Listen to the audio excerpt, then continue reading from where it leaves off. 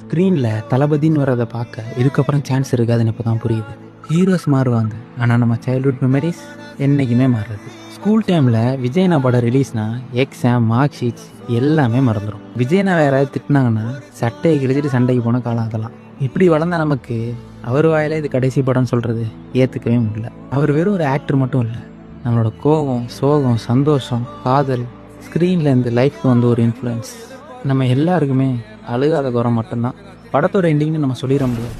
ஒரு ஜென்ரேஷனோட, ஒரு cinema ஜேர்னியோட ending. அவர் போகலை, நம்மளோட சைல்ட்ஹுட் தான் கொஞ்சம் கொஞ்சமாக முடியுது.